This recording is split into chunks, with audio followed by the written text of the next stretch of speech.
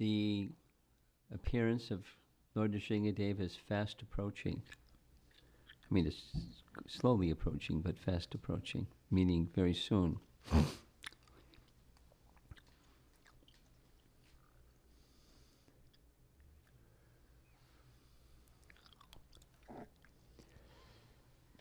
I think tomorrow evening I'm going to include some sections from other places besides Srimad Bhagavatam that describe the appearance of Lord Nrsingadev, because there's extensive references to Lord Nrsingadev's appearance in addition to what's in Srimad Bhagavatam.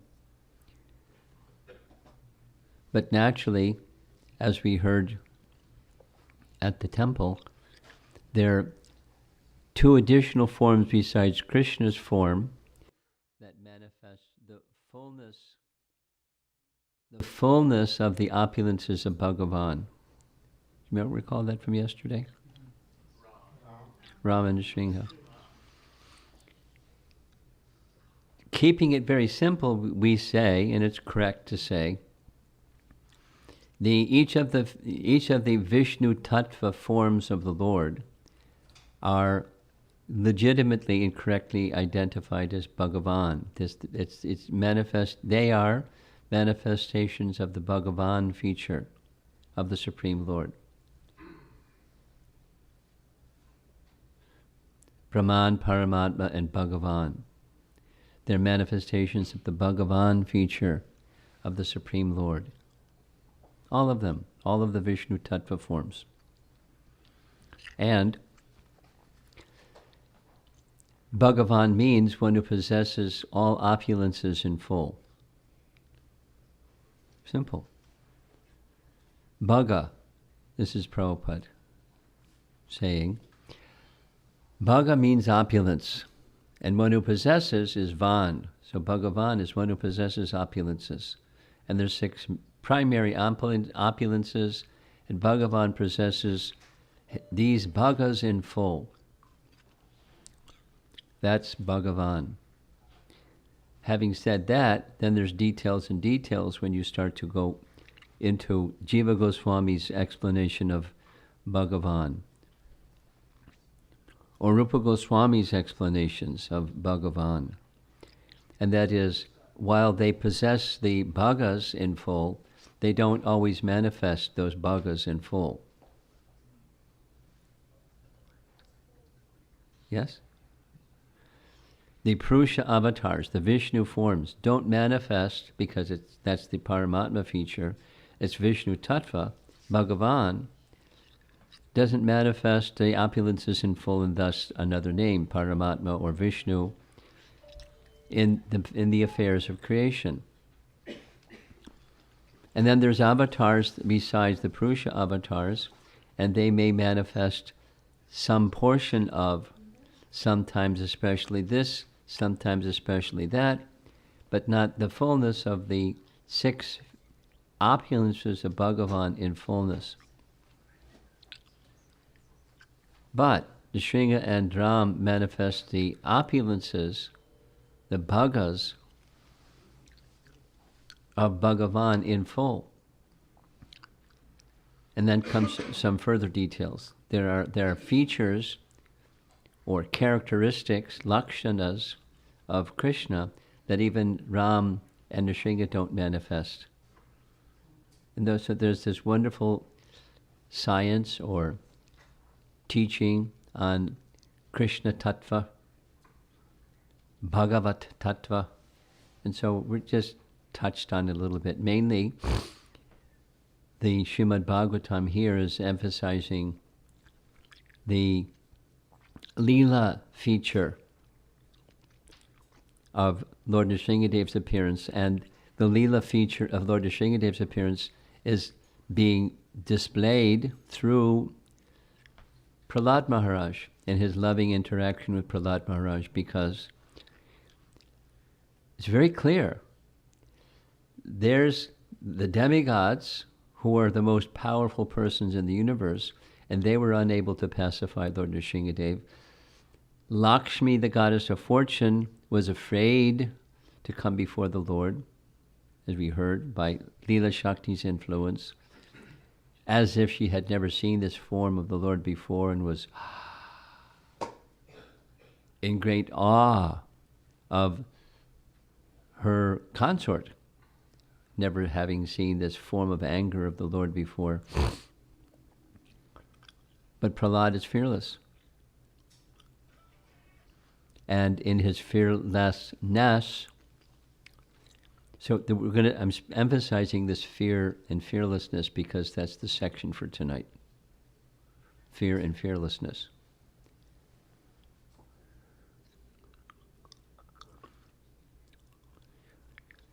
To get to the position of being free from fear, shelter of Bhagavan, who has all opulences in full, and who is prepared to give his protection and shelter to one who takes his shelter, seeking his protection. Is it okay? The answer is yes. Is it okay to ask Supreme Lord Nrsingadev for protection? Yes. It's just natural, like the nature of a child in the arms of mother to seek protection when there seems to be some danger, and mothers are ready to give protection to their child when there's some sense in the child of some danger, whether there's danger or not danger.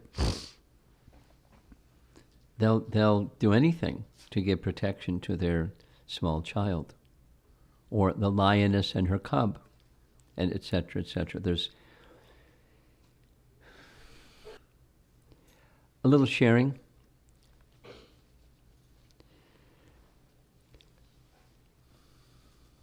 I just this morning completed,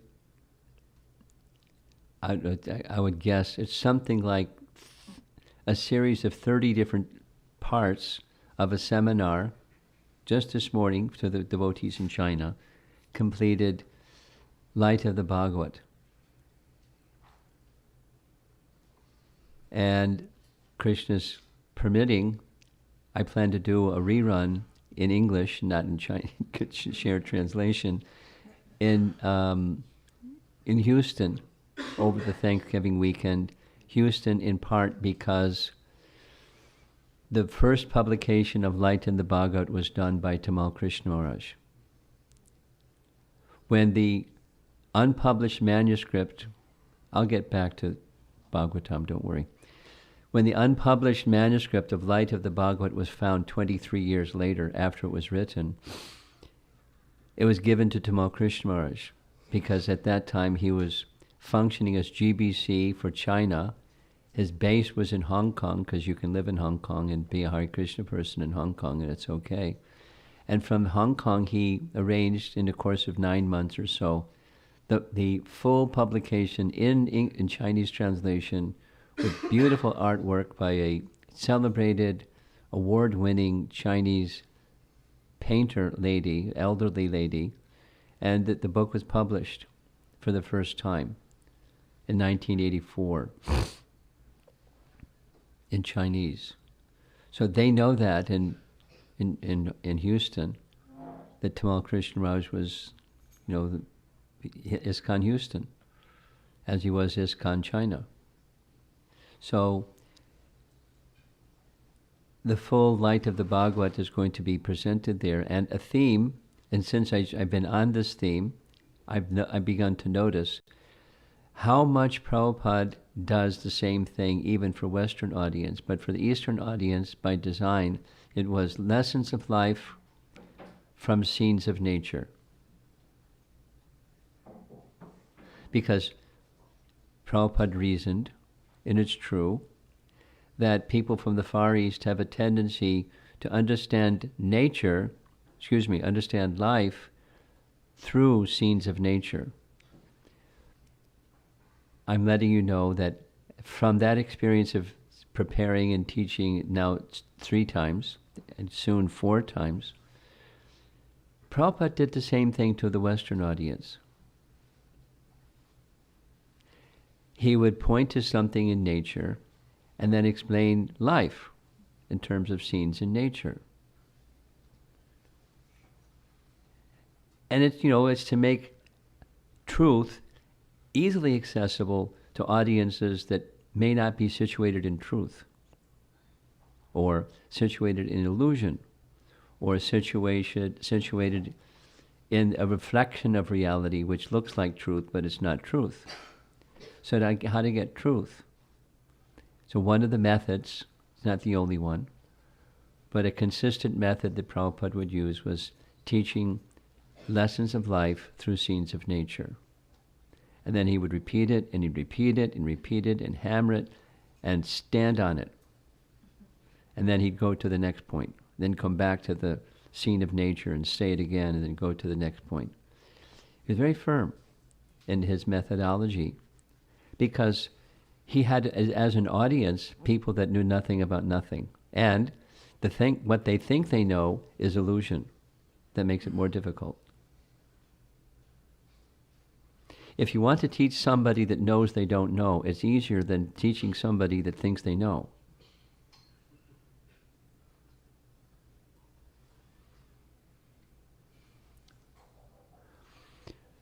So back to the Srimad Bhagavatam, the story of Prahlad Maharaj has features that are extraordinary and seemingly ordinary.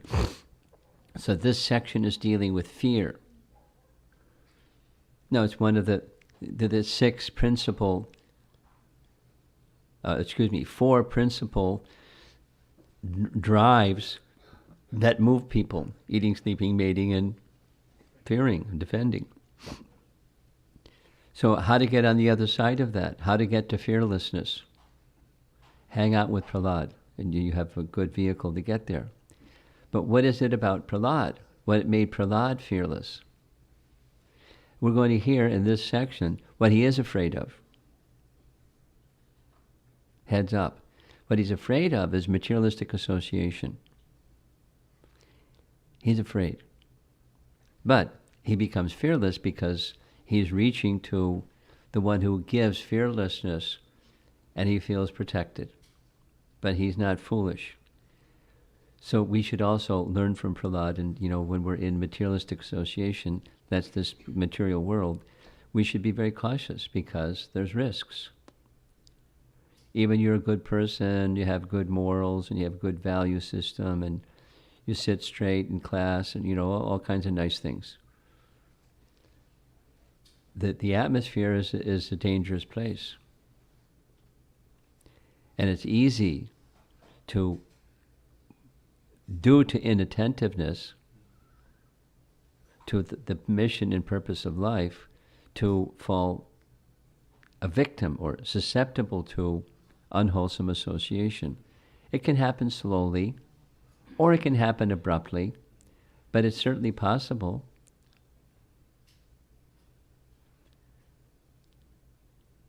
Let's step back and think of how many persons has Srila Prabhupada's life and his teachings touched,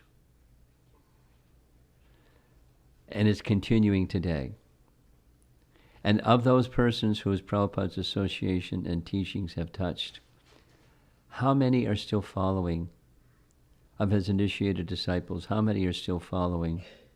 Now here in Alachua, there's a lot that are still following. It's like a wonderful place. It's wonderful that there are so many persons still following in very serious, dedicated ways, without naming the names. You know the names. And how many are no longer still following? That's a longer list. So there's no loss. I remember sitting in a class and hearing Srila Prabhupada speak about initiation. I'll get back to the Bhagavatam, I promise you. Looking around the room, Prabhupada would say, initiation is for those who are serious. And he would say, there are many persons here in the room who are curious. And in that curiosity, they've come to learn, which is very good.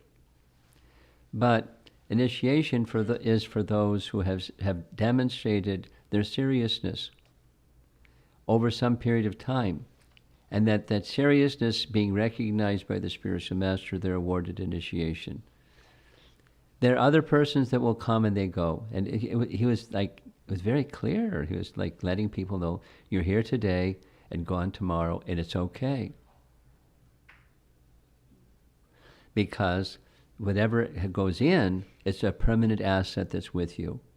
And many persons come forward, stay some time, and they go away, and it's just fine. And initiation, or the sense of being formally connected through the process of Diksha, is for those who are serious. And then to look at some statistic. How many persons did Prabhupada initiated after 5 years, 8 years, 10 years, were still practicing at the same level when they first took their initiation vows? It's a slender percentage, whatever the percentage is. And he knew. He was not unknowing of the reality of, the risk of being in an unwholesome association, or the risk of enthusiasm that then wanes and fades. So how to remain enthusiastic, not just out of fear of material existence and bad association. It takes bhakti. So his his kindness was encouraging our enthusiasm in so many different ways to stay connected to reality as opposed to illusion. By the way, that's the verse for tomorrow morning. It's the second of the Chaturshloki verses tomorrow morning, and I've been spending some time meditating on the verse and its message. So we'll continue this tomorrow morning. So back to the Bhagavatam. Fear and fearlessness is this section. And you see in nice big red letters, Manyum tad yachcha manyum. Prahlad is requesting, as he was requested by the Devas, to ask the Lord to remove or cease his anger. Manyum. Tadyachcha manyum asurascha. That manyum, that anger, is meant for the asuras. The manyum is not meant for the devotees. So, Hiranyakashipu is finished, and there's no need for the anger. Please put your anger away. Translation. My Lord Nrsingadev, please therefore cease your anger now that my father, the great demon Hiranyakashipu, has been killed, since even saintly persons take pleasure in the killing of a scorpion or a snake. Now, we know the Sanskrit, most of us know, the Sanskrit word for snake is sarpa. And we don't, at least I'm not accustomed to hearing so much the Sanskrit word for a scorpion, but there it is. Vrishchika is a scorpion. Even saintly persons take pleasure in the killing of a scorpion or a snake. All the worlds have achieved great satisfaction because the death of this demon. Now they are confident of their happiness, and they will always remember your auspicious incarnation in order to be free from fear. Rupam, the last line, Rupam Nrsimha Vibhayaya Janas Maranti. People in general, by the remembrance of Rupa Nrsimha, they'll become free from fear. Vibhayaya. Vibhayaya.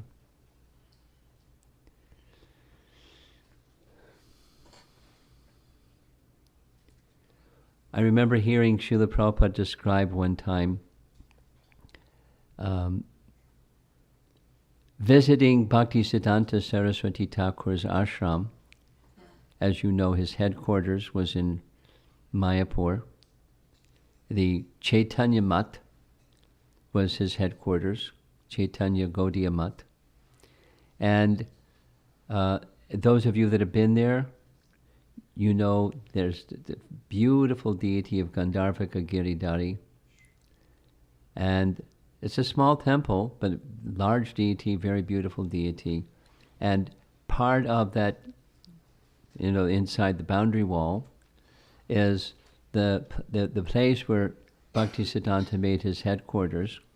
And in his headquarters, it's a several-story building, and up on the top floor, there's a veranda, Prabhupada described, that in the morning hours, Bhaktisiddhanta would pace up and down on the veranda like a bull, pacing up and down, making arguments and counter-arguments, and arguments and counter-arguments.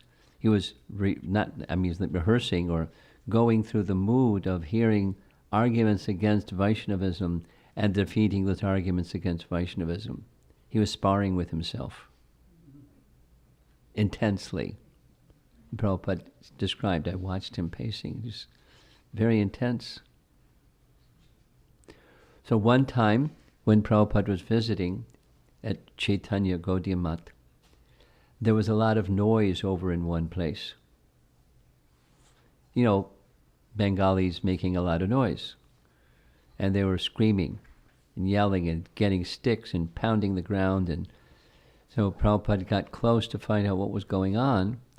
And he saw Bhaktisiddhanta came to the balcony of his quarters, and he saw what was going on. What was going on was they had found a cobra. And they were trying to, keep the cobra from harming anybody. Bhaktisiddhanta saw what they were doing, and over the balcony he called, "Kill it!" And Prabhupada said, when I heard him say that, I was shocked. How can a sadhu say, kill any living entity? He didn't elaborate, but it stayed with him. He was apparently a little disturbed by that. Not to say there isn't an answer, but he couldn't understand why a sadhu would say, kill it. And then Prabhupada explained in this lecture, until I read this verse from Srimad Bhagavatam. And then I could understand that even a saintly person becomes very pleased when a snake or a scorpion is killed. Now, what is it about snakes or scorpions besides they're dangerous? Because there are lots of dangerous things. There's lots of dangerous things. Envy. A snake or a scorpion, without cause, they'll attack. Without cause, they will attack. And, of course, some snakes are poisonous, and scorpions are poisonous, and when they attack, it's deadly. So with no cause, with no provocation, a snake or a scorpion will attack, or may attack at least. Prabhupada's point from the purport, the most important point in this verse is that although saintly persons never desire the killing of any living entity, they take pleasure in the killing of envious entities like snakes and scorpions. There's a cobra. Kill it. And so they followed his instructions, and he was happy. Now, more dangerous than a snake and a scorpion is an envious person, because without provocation they can attack.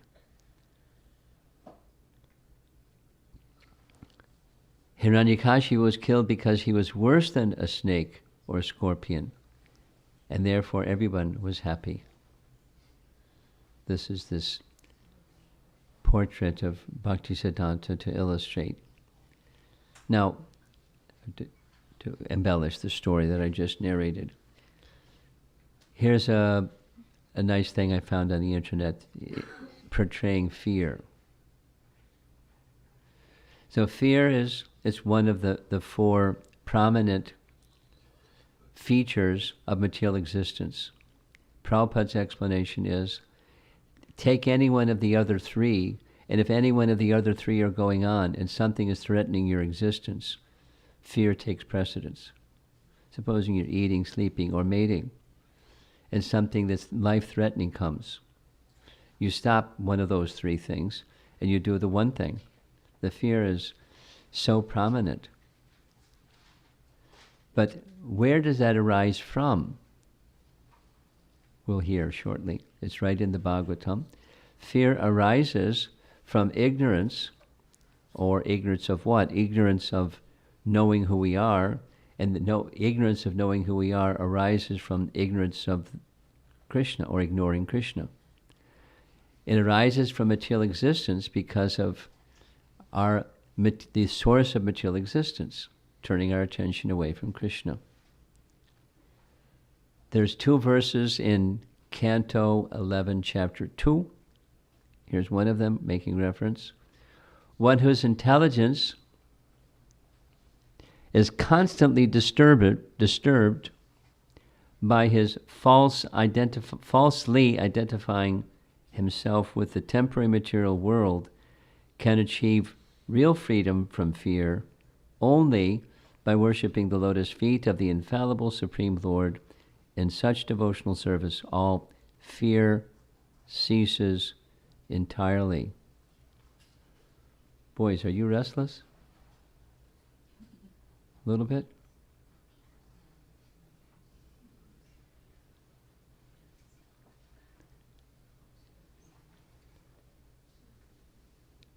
If you need to be in a playful place, find a playful place and be playful. Don't be restless.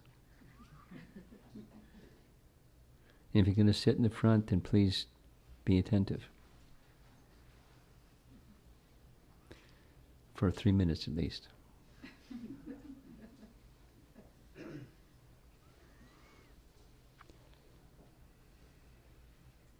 So fear is built into bodies, or built into bodily identification. That's more precise. Due to bodily identification, then one forgets. One forgets oneself, one forgets the Supreme, one forgets the place of shelter. That forgetfulness prevails. And that in that condition of forgetfulness prevailing, there's fear. So how do you get free from fear? By remembrance. There's another verse, 4 verses later in Canto 11, Chapter 2, where the speaker is also speaking, Bhayam Dutiyam Abhiniveshi Takshat. Those of you that like to hear Prabhupada's lectures, you're very familiar with this verse. Here's the Sanskrit, verse 37 from the same chapter. Let's go through it. Let's say it together. Bhayam Dutiyam Abhiniveshi Taksyat Ishat Apetasya Viparyayo Smritihi Tanmaya Yato Bhuta Abhajatam Bhakyaikam Esham Guru Devatatma. So there's the fearful lady again. Bhayam, fear arises, syat, fear arises from abhinivesh, or absorption in dvitiya, or duality. What's duality? It's this material world. It's a place of duality. There's this and there's that. You name this and it has its opposite, that. It's the place of duality. So those who are abhinivesh, those who are absorbed in this realm of duality, fear arises. It's doesn't take any time at all. It just happens. Fear arises. And then viparyayo smritihi. Smriti means remembrance. Remembrance of Isha it disappears in that condition. And viparyayo smritihi, one becomes bewildered. It's just domino effect. Boom, boom, boom, boom, boom, boom. So where does it start from? It's good to know where it starts from, because that's where you have to go back to take away the fear. And it starts from absorption in duality. And absorption to duality. Duality exists.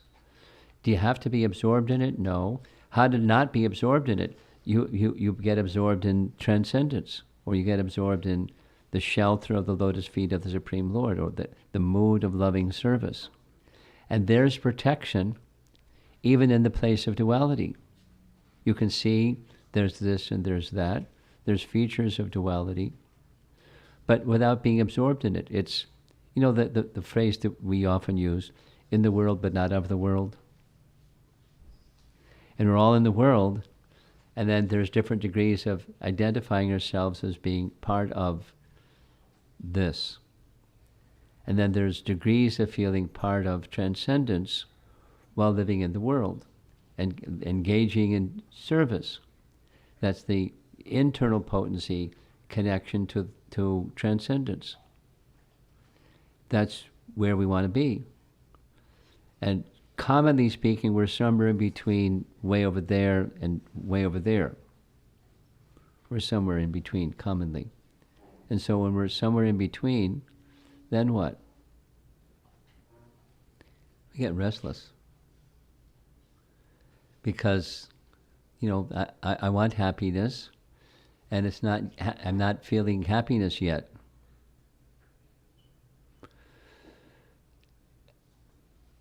I like Jagatananda. You know who is Jagatananda Pandit? This very wonderful, wonderful, wonderful, amazing, difficult to understand personality who was Lord Chaitanya's dear associate. Lord Chaitanya's dear associate, Jagatananda Pandit, expressed something it's good to remember. One who wants to cross a river by putting one foot in two different boats is in a very dangerous position. Don't try to cross the river of material existence with one foot in this boat and another foot in that boat, because you'll end up in the river.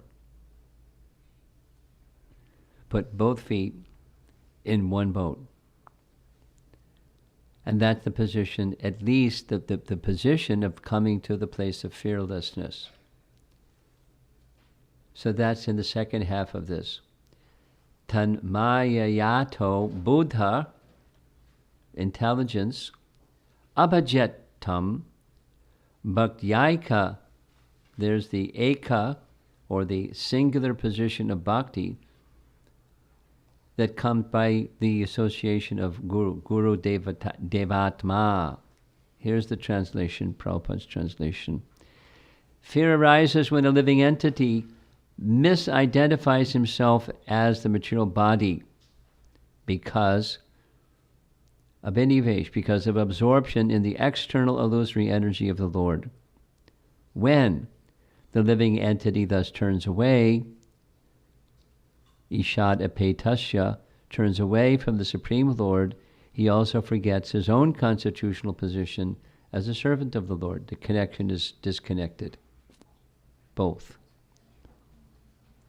Thus, this bewildering, fearful condition is effected by the potency of illusion, called Maya. Therefore, an intelligent person should engage unflinchingly in the unalloyed devotional service of the Lord under the guidance of the bona fide spiritual master, whom he should accept as his worshipable deity and his very life and soul. So that's like a powerful verse, isn't it? It's a good one to memorize, and it's a good one to live by. Especially when you're feeling bewildered. Every now and then maybe you're feeling bewildered. Or maybe more than every now and then. So it's a good verse to remember. So where do you turn your, instead, where do you, when you feel that feeling, where do you turn your attention? Now, that's the topic of fear and fearlessness is not over yet. There's a nice teaching about fear personified. He who is feared by fear personified. Who is he who is feared by fear personified? Nrsingadev. But also the personality of Godhead. According to Queen Kunti, Krishna is feared by fear personified. You know Queen Kunti's prayers? And I didn't bring my external amplifying device. I don't think I did. Okay, here's Queen Kunti's prayers. Some of you have seen viewed the presentation on Queen Kunti's prayers. And if you haven't, you're invited to hear the Queen Kunti's prayers. This is a recording of Sri Rupa singing twice, and you can please sing responsively as she sings this particular verse. Krishna is feared by fear personified. Krishna is feared by fear personified. But he who is feared by fear personified is afraid of that little stick in Mother Jasoda's hands. Lati. Not a stick, not a whacking stick, just a little stick. And Krishna began to cry, seeing the stick in Mother Jasoda's hands. He who was feared by fear personified is afraid of the stick in Mother Jasoda's hands. So here's the recording.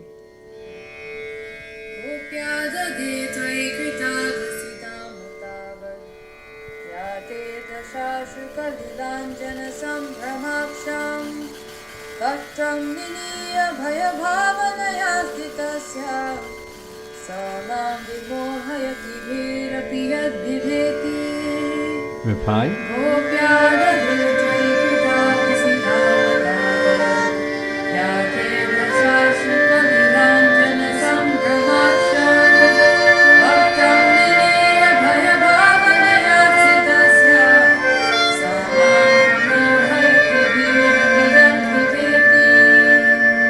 One more time.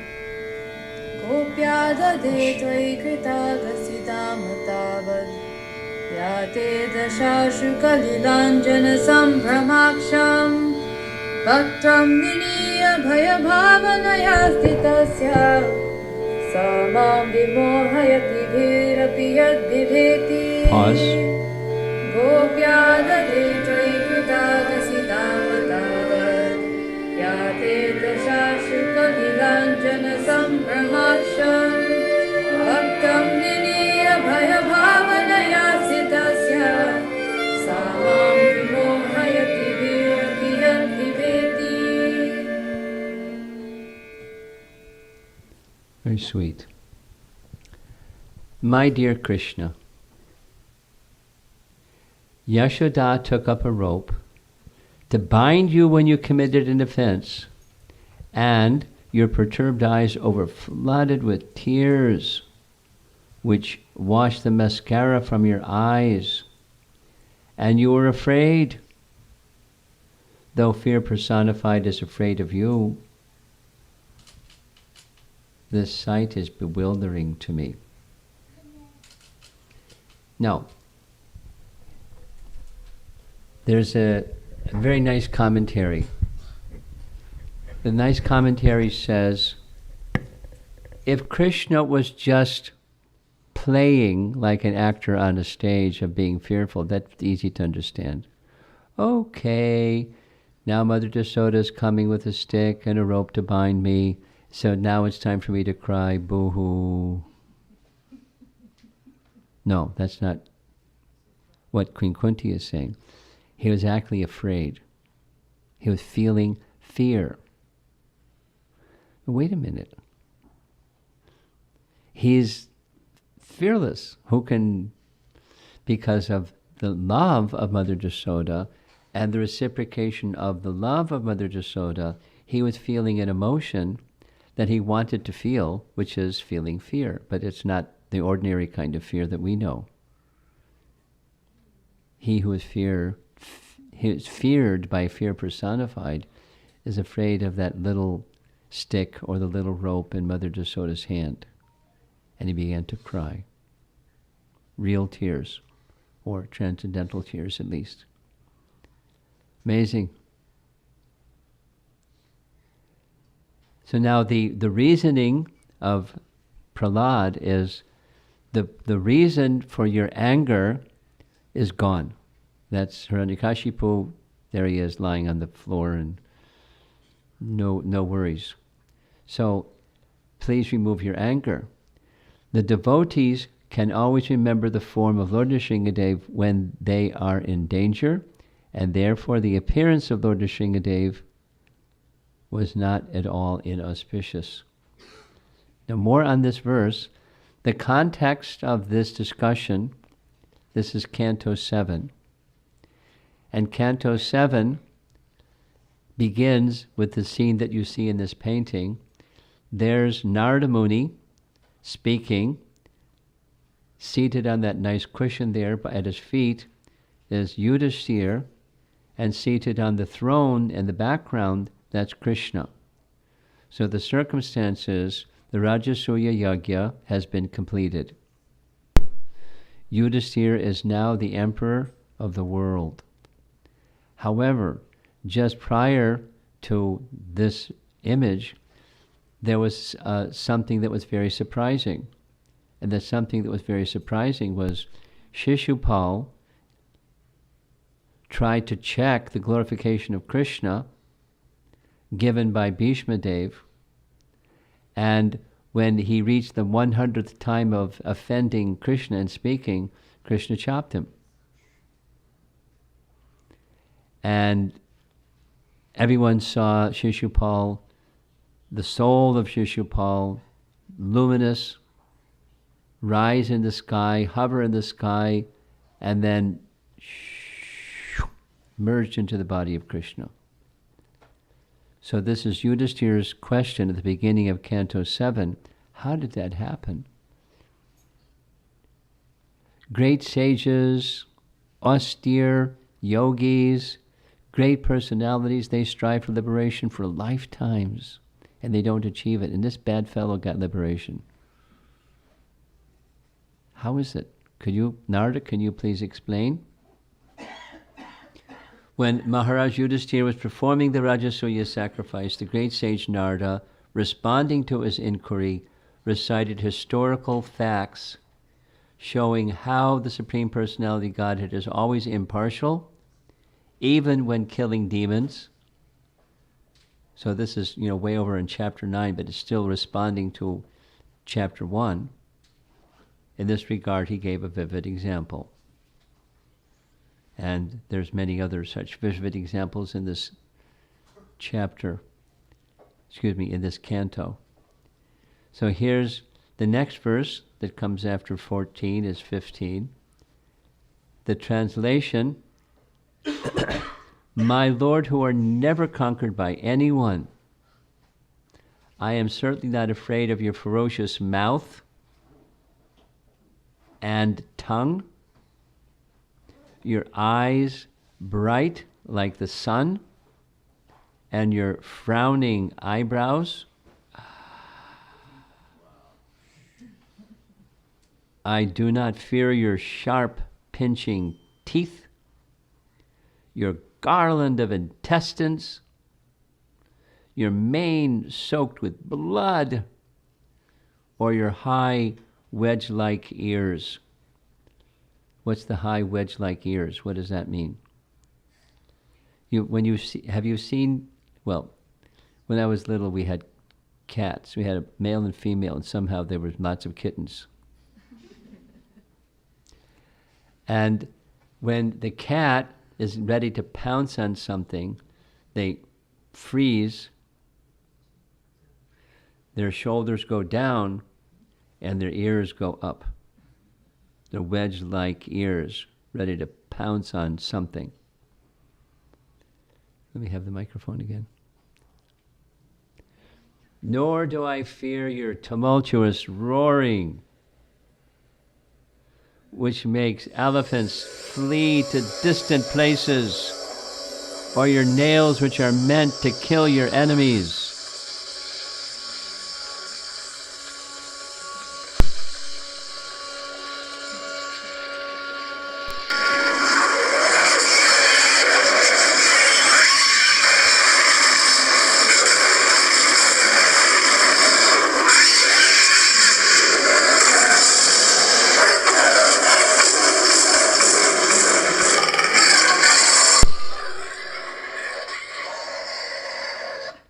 case you want the soundtrack for your next drama,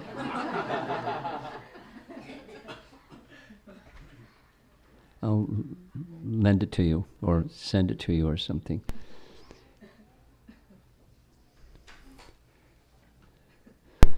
Once upon a time, I was not a devotee, but I was visiting a Hare Krishna temple in Boston. Oh, this little story. I was visiting Boston because I was entertaining the idea of enrolling in some graduate school in Boston, because there are lots of nice universities in Boston. So when I went there to Boston, I drove all the way from upstate New York to Boston in the Volkswagen Bug. And there were 2 other passengers with me. They also wanted to do something similar. So they had a friend that lived in a loft.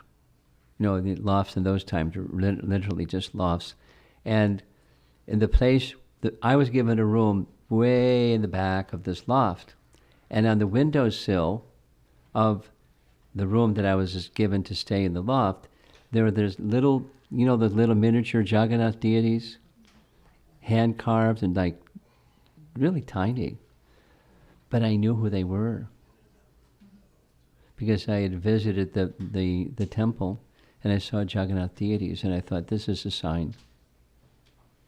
So I shouldn't just go look at graduate schools in Boston. I should visit the Boston temple. I'd never been to the Boston temple. And when I went to the Boston temple, it was an amazing experience. And one of the amazing experiences, it happened to be Nrsimha Chaturdasi, and I didn't know anything about it. And that evening, they put on a drama of Lord Nrsingadev's appearance. And I didn't know anything about dramas, and I didn't know anything about Lord Nrsingadev, and I didn't know Nrsimha Chaturdasi. But one of the artists, some of you, there's some older devotees in the Alachua community, so you know who's Murlidhar Prabhu. Murlidhar was one of the trio, the super artists. Then there were other artists that assisted the super artists. And he was very tall and very thin, and he had really giant, like painted on eyebrows. And he's the one in the trio of the art department that did all the refinements. He put in all the details and all the jewels and all the... Bhardraj did the conceptualizing, Jadharani made the painting, and Murlidhar did the details. That was like their production system, assembly line. So on that particular day, I didn't know, but he was hiding behind the curtain. From we all, you know, the room was packed, and then it was time for the drama after Arti.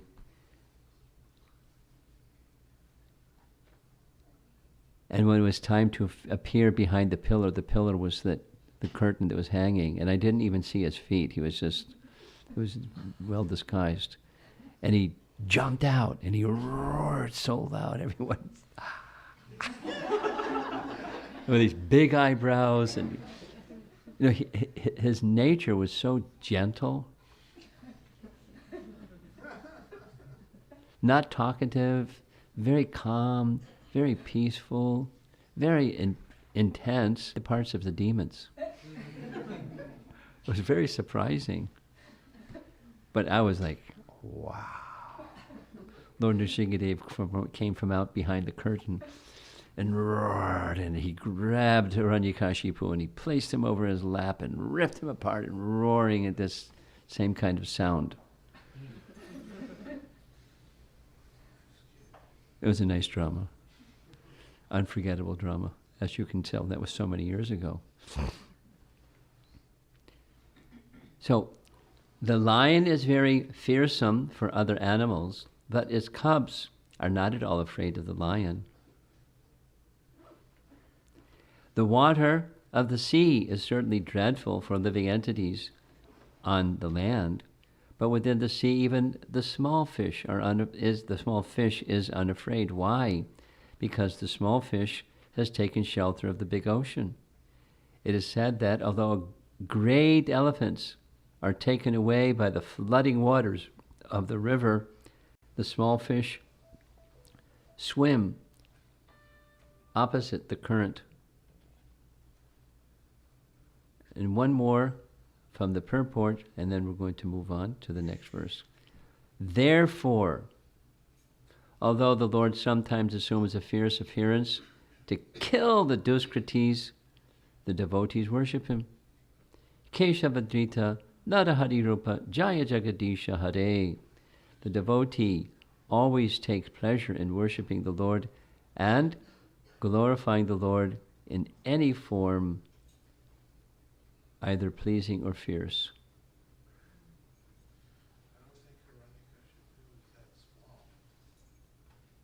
I beg your pardon?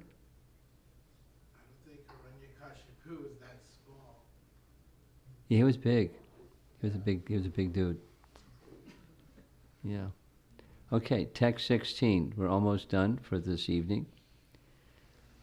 Here's this last two lines. Badha svakarma bir ushatatma te nrigi mulam. I'm so bad with Sanskrit. I am very much afraid of my condition of life within this material world. So there it is. Is Prahlad having fear? He's fearless of Lord Nrsimhadev, but he's afraid of his condition of life within this material world. Why? He's been put into the association of demons as a result of my activities. When will that moment come when you will call me to the shelter of your lotus feet, which are the ultimate goal for liberation from conditional life?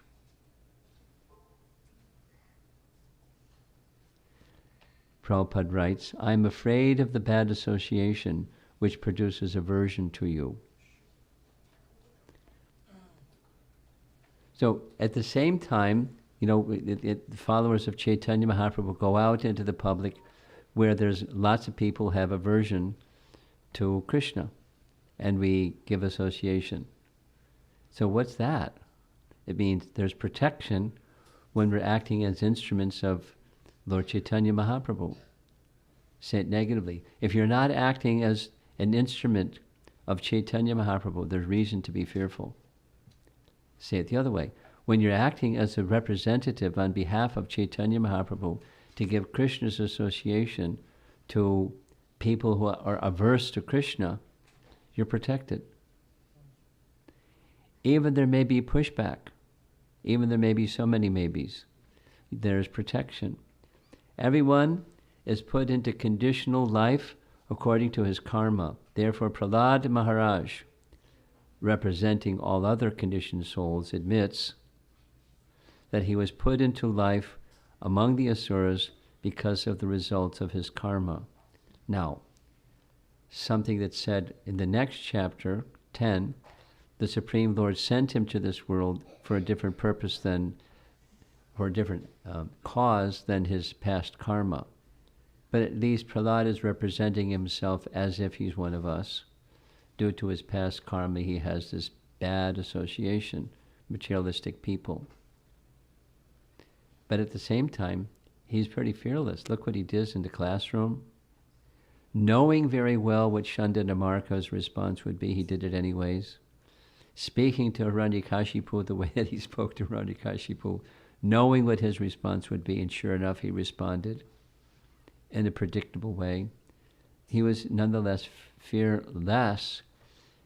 How was that possible? Because he was acting as a representative of Narada, simply repeating what he had heard from Narada, and it being quite fearless about it.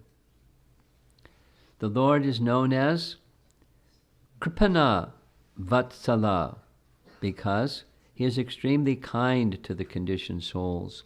The Lord is extremely anxious to deliver the conditioned souls. So you recognize the painting on the right side. That's Ajamila being rescued by the Vishnu Dutas, because even inadvertently he was calling the name of Narayana, and the agents of Narayana came to give him protection. So it doesn't mean we should do foolish things and then call Narayan when some danger comes. We should not do foolish things and call Narayan when danger comes. We should not do foolish things. But if danger comes, we know what to do. Is it okay when danger comes to call Narayana or call Nrsingadev and ask for protection? Prahlad is teaching us not only it's okay, but we should. And then we can be assured of protection, because the Lord will protect those who wish to be, this is the bhakti principle, engaged in his loving service. That's the operative lesson in this little section, and the whole story of Prahlad.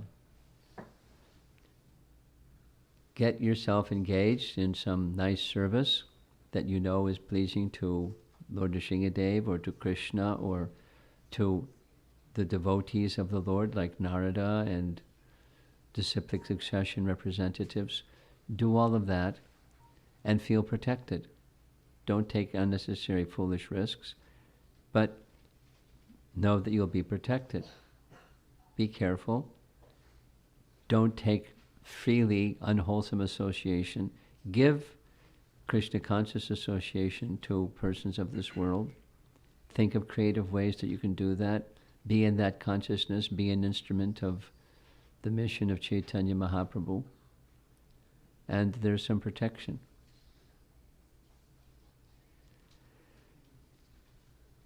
So let's see if this is fear and fearlessness topic.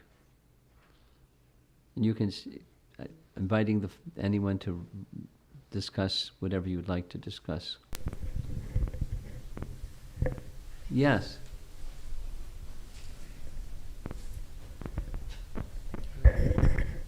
Hare Krishna Maharaj, thank you for the beautiful class. Maharaj, during the class you mentioned about Srila Prabhupada utilizing this principle that people in the Far East understand better with the images or the pictures. No, what I said was, not that they understand better, what I said was, there's a cultural tendency to understand lessons of life through scenes of nature. It's poetic, a scene of nature, and from that scene of nature you draw a lesson of life from the scene of nature. No, there were paintings involved in this book, but whether there's paintings or just scenes of nature, that's the message. Now go ahead. So my question was, can you give any example like where Prabhupada has used this? I was just trying to understand this better. Any situation like... Sorry. I invite you to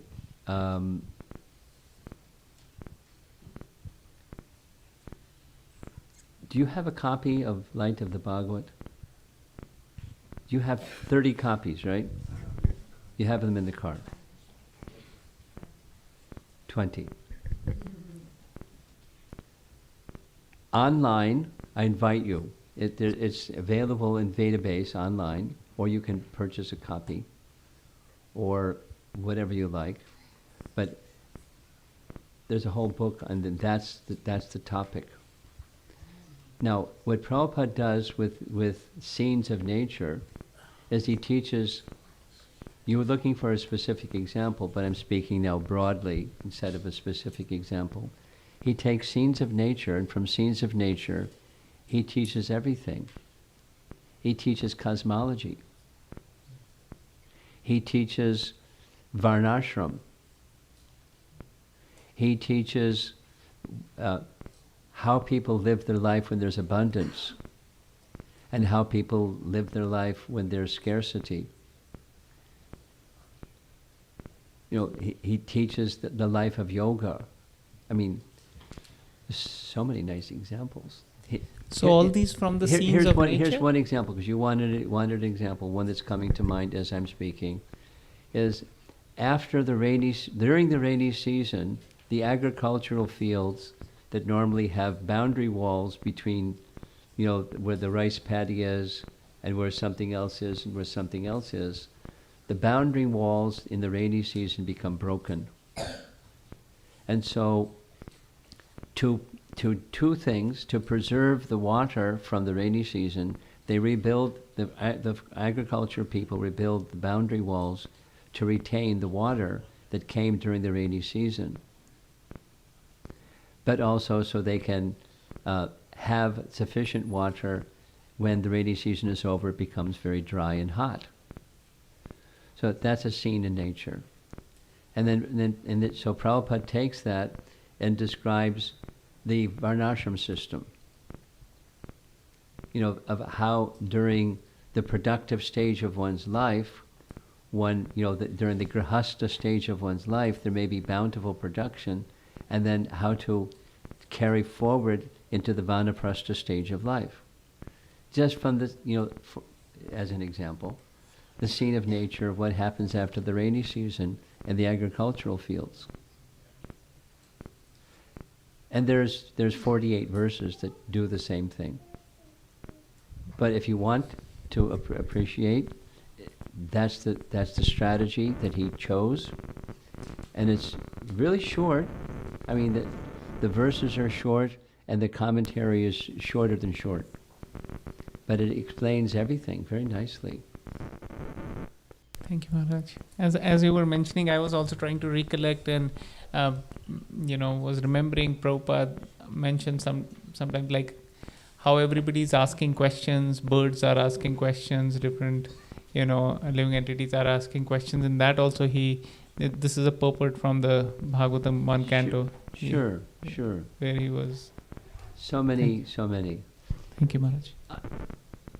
I invite you, as you go forward in time in reading Prabhupada's books or hearing his recorded lectures or both, keep your antenna up about how he does this, and it's a lot. And you may not have noticed it before, but now most likely you'll start to notice it more than before. And it's a teaching strategy methodology. Thank you, Maharaj. And it really helps with people that don't know. I mean, it works really well with children, but it's not just children, it's people that don't know. And to explain something that people don't know to something that they know.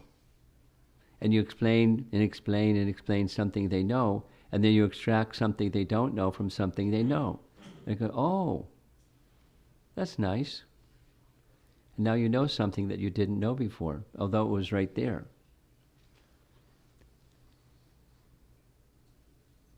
He's a teacher, and he's a loving father, and he's giving transcendental knowledge through, really, really simple things, really simple observations in life. Yes. Who's got the microphone? Okay, here he goes. Hare Krishna Maharaj. At the beginning of the class, you were, recapping on that Rama, Nrsimha, and Krishna possess all opulences in full. And it's kind of easy to understand with Rama and Krishna, they're the most beautiful, the most opulent, detachment. Do our acharyas or the scriptures reveal to us how Lord Nrsimhadev is manifesting examples of beauty because he seems so fearful, or opulence, he's half man, half lion? So I'm just wondering if there's any mentions of. Oh, it's right in this. It's in this chapter. It's in this chapter. How Prahlad sees, because he's not fearful. When Lord Nrsimhadev, when Lord Nrsimhadev calms down, I'll show it tomorrow. There's many nice paintings and many nice statements from other portions of the Puranas, where one of them is a nice painting. He's placing Prahlad in his lap, and like a mother, he's feeding Prahlad with his hand.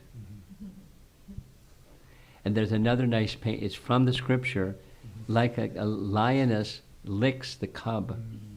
Lord Nrsimhadev is licking Prahlad with his tongue, lovingly, and he has a big smile.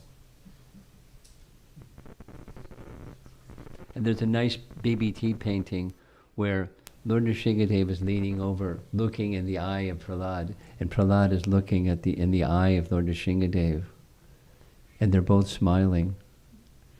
You know, it's a loving exchange that's not ordinary. Mm-hmm. And this is right after, you know, the big scene. Hiranyakashipu and all of his associates and the whole thing, and blood all over the place, and the demigods, and you know, it's like all of that stops, and then the sweetness and the attractiveness, because the attractiveness comes largely through love. Beauty is in the eye of the beholder, as they say. But because he's Bhagavan, the beauty of his features are full. No, different. Half man, half lion. How's that beautiful? But beautiful, transcendentally beautiful. And Prahlad is able to appreciate it because of his love and fearlessness. Yes. Two things. I just wanted to add to your question. One way also that like Nrsingadev displays beauty is if you've ever seen like a lion, like just a picture of a lion relaxing in the sun or on top of a rock or something, they look really majestic, right? Very prideful, very majestic. And that in its own way is an amazing form of beauty, right? So that's just one comment I wanted to add. And then I had one question as well. So in the beginning you mentioned that we should hang out with devotees like Prahlad Maharaj. But my question is, we're always told to associate with advanced devotees and don't associate with not so advanced devotees. Yeah. Not associate with coarse people, materialistic people. Don't associate with materialistic people. We don't stay away from. So, should I stay away from you? Because you're not a very advanced devotee yet. Please don't. We don't hook people up to an advancement barometer and a meter and determine you're a good person for me to associate, and I don't know about the rest of you. We don't do that. But you know, stay away from the unwholesome. That's the advice. Is that clear? Yes, thank you. Did that answer your question? Yeah. I want to make a compliment, a comment and a compliment. I noticed when you came into the room, there was a lot of space in the back, but people your age don't usually want to come sit in the front, and you just sat right in the front. I thought, what's going on here? There must be something a little special about this young person that wants to come sit right in the front. So my compliments to you, and that is, you like to hear.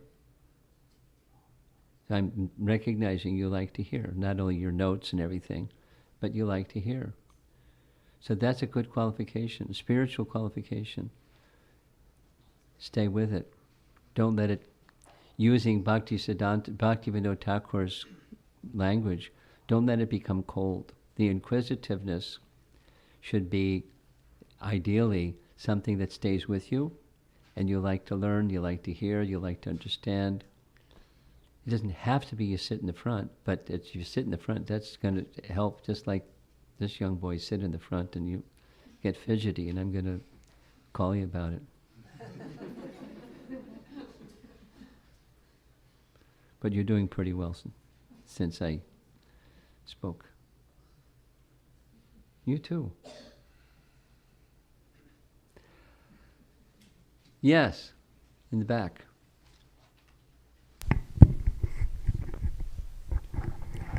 Hare Krishna Maharaj. You've mentioned a couple of nights now the sort of the specialness of this community. And it made me think of my spiritual master who used to say that Alachua was like the sleeping giant. Yeah. And I just wondered if you had any advice for us as a community of what, if there's something more, if we need to do more, something more we could do to kind of share that with others. Well, something more. Let me count the ways. But, to do more doesn't necessarily mean you spin like a top or something.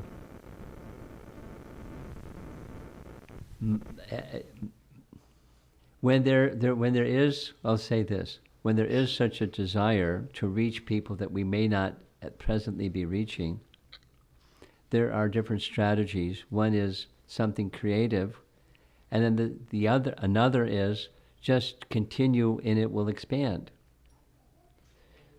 You continue something that's attractive, and souls will become attracted because it's attractive. I've been here a short time, but my sense of being here for the short time is this community is attracting people from different backgrounds. And some come and some go and all of those things that happen.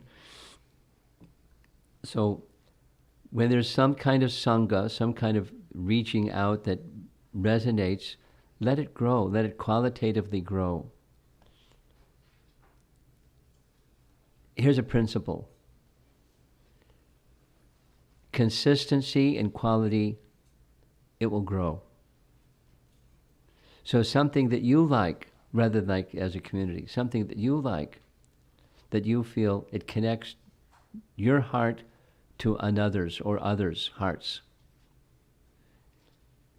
Consistency in quality, and it will grow. Pretty simple. And that's how this community has gone over the years. From this to that school, to the 3 schools, 4 schools, people doing different things in different ways, and it's just fine because different people relate to different types of education for children, etc., etc. The main thing is not just to have more varieties of things. Each thing, whatever it is, consistency and quality. No, then you unpack, what does that mean? Quality, what's quality? But, it's consistency and quality. And things will grow. And from the short time that I've been here, I've seen little seedlings of things that are starting to grow without naming them. Different persons Krishna will use different persons as his instruments to help yet another variety in the garden start to grow, and then that will grow. And so consistency and quality is most important, not necessarily diversity. Consistency and quality. Diversity will happen because we're all individuals, as are you. So find a way to be who you are, and with consistency and quality, something that resonates, and a few something that resonate, and do those nicely over time. The community already has its diversity. And so different people are going to do different things in different ways, which is just fine. That makes a nice community. And then be respectful of other people that have another way of doing things differently than the way I like to do things. Quality and consistency.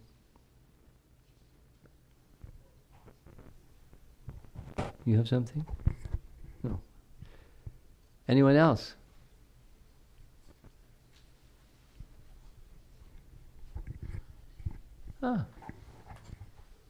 Hare Krishna Maharaj.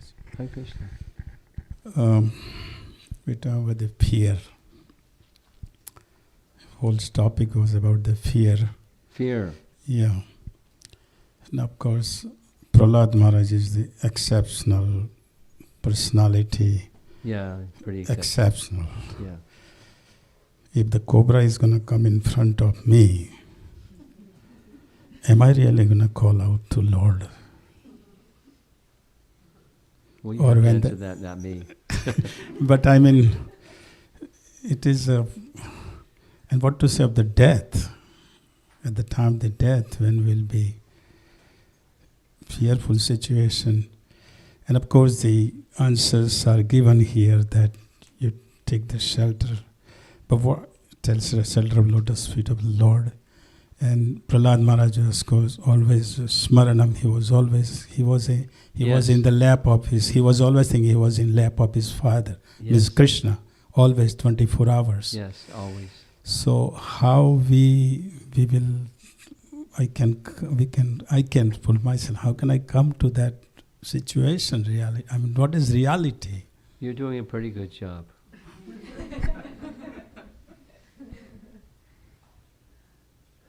Shravanam Kirtanam precedes Vishnu Smaranam.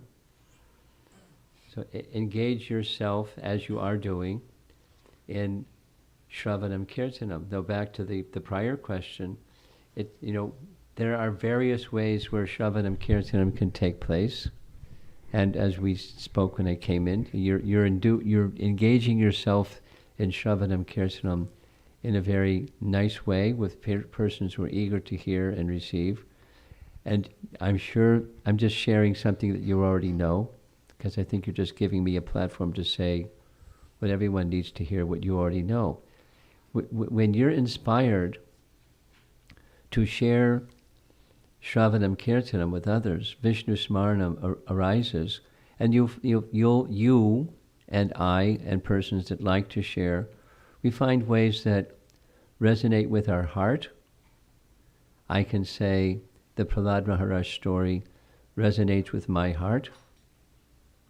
It's real easy for me to get animated about it, and not just when speaking in this room and then go out and forget everything.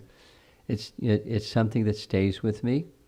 I can say from the very new devotee. I shared this, I think, earlier during this visit. Once upon a time, I was a new devotee. A few lifetimes ago, it seems like. And when I heard Prabhupada speak about Prahlad Maharaj, I just immediately became attracted. He became a hero. And I wanted to hear more, and I wanted to hear more, and I wanted to hear more. And it wasn't like a main thing that he was doing, was speaking about Prahlad, but whenever I did, it was like very exciting. And then something happened. He came out with a publication, Teachings of Prahlad Maharaj. That was the summer of 1970. It was a little, because we had just Back to Godhead magazines, and that's all that we had for distribution. And I was on book distribution. And then he came out with this little, half size of the Back to Godhead magazine, with a blue border around the outside, and Lord Nrsingadev and Prahlad in the center, and Teachings of Prahlad. It was like dancing and clinking my heels, and yay! And I loved reading the book, and I loved distributing the book. And that love that I felt for Prahlad and his teachings, I'm sure had some impact on people that didn't know who the heck this guy is and what's he talking about. But that enthusiasm carried. So my response is, those things that resonate well with your heart, engage in hearing, chanting, remembering, glorifying, sharing with others in different ways, which is part of my response to your question, in different ways. And it's contagious. And it will stay with you. Even when you're not, speaking in a class, the different audiences that you speak to, it's something that will stay with you. It's just how spiritual life grows, and it grows, and it grows, and it becomes what's inside will come outside because it's inside. And it becomes your life. That's Shravanam Kirtanam Vishnu Smaranam. Expanded a little bit. Thank you. Sri Vrindavan in the back. Last question, okay? Hare Krishna, Guru Maharaj. Thank you so much. Very, very beautiful. I was just, few things which I wanted to say, but I think you answered all of them. But I want to really thank you that you're talking about consistency and quality. And this will be my main takeaway from your class today.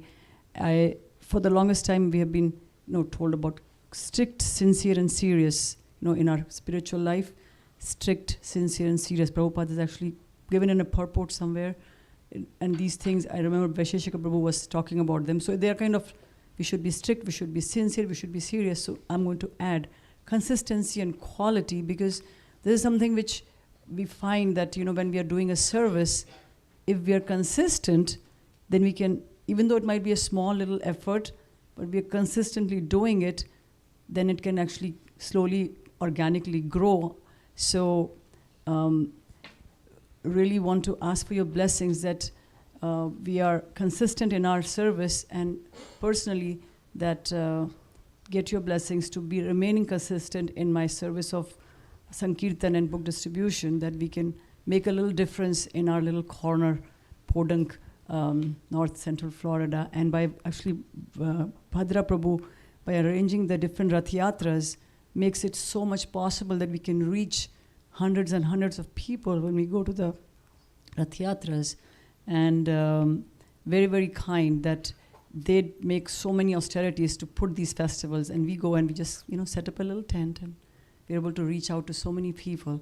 So thank you, Guru Maharaj, for giving us this encouragement that we can continue in this service and remain at the shelter of your lotus feet. Well, one of the things that follows the consistency and quality is succession. How long is Bhadra going to be able to do what Bhadra does? How long are you going to be able to do what you do? How long are any one of us going to be able to do anything that any one of us do? And the bell's going to ring at some point, and then what? So there should be some idea that as you're going along, that others are feeling encouraged and empowered to carry forward, of course, in their own way, in their own mood, in their own style, and all those nice individualistic things, but whether the principle of consistency and quality carries forward. I mean, a brief conversation with Mukhya before she made her amazing little string of announcements. I don't know how she could pack everything into those announcements the way she does it, but you're lucky to have such a powerful, qualified leader, and she's so consistent. And the time is going to come, she's not going to be able to do that, but she's still doing it, because I know some persons that have been doing leadership roles, and they're not going to be able to continue. So let's see how long she's able to continue. She said, I feel strong, I feel good. So I'm sure she's thinking along these lines, and anyone that's doing anything, your book distribution and the this and the that, who's going to carry on afterwards? So it's not like you have to be in anxiety about it, but there has to be some forethought. So the principle of quality and consistency, and it will grow. I could give some nice examples, but I won't. But you can add other things. Purity is the force, and other nice things. Books are the basis. But whatever service we do, it should be with the quality and consistency, and it will grow. And then those that can maintain that which grows. We need teams. We need a sense of cooperation amongst the community members to do things in a nice way, going forward in time. Srila Prabhupada ki Jai.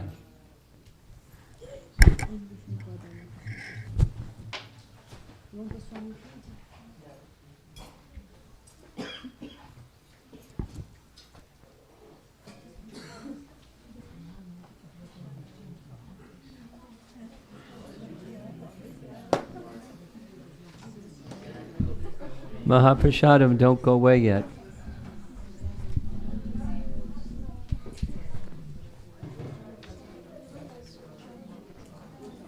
You're first. Your session.